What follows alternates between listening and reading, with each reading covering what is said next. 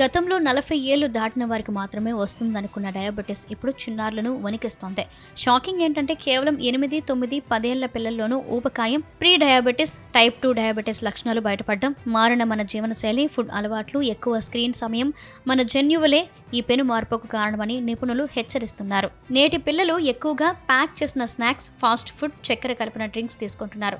వీటిలో పోషకాలు తక్కువ, క్యాలరీలు ఎక్కువ. ఇలాంటి ఆహారం శరీరంలో చక్కెరను నియంత్రించే ఇన్సులిన్ హార్మోన్ సరిగ్గా పనిచేయకుండా చేస్తుంది.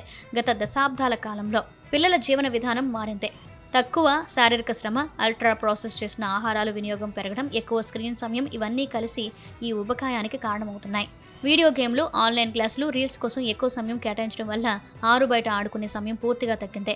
శారీరక శ్రమ తగ్గితే జీవక్రియ దెబ్బతిని బరువు త్వరగా పెరుగుతారు. పిల్లలకు నిద్ర చాలా అవసరం. రాత్రిళ్ళు ఆలస్యంగా పడుకోవడం లేదా నిద్ర పట్టకపోవడం వల్ల హార్మోన్ల సమతుల్యత దెబ్బతింటుంది. ఇది పొట్ట చుట్టూ కొవ్వును పెంచి చిన్న వయసులోనే షుగర్ వ్యాధి వచ్చే ప్రమాదాన్ని పెంచుతుంది. భారతీయ పిల్లలకు సహజంగానే పొట్ట చుట్టూ కొవ్వు పెరుగుతుంది. వీరికి ఇన్సులిన్ నిరోధకత త్వరగా వచ్చే అవకాశం ఉంటుంది.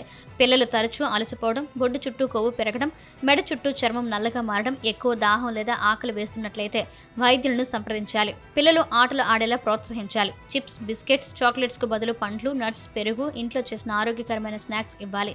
సోడా డ్రింక్స్కు బదులు నీరు మాత్రమే తాగేలా చూడాలి. రాత్రి 10 కంటే ముందే పిల్లలు పడుకునేలా ఖచ్చితమైన సమయాన్ని పాటించాలి.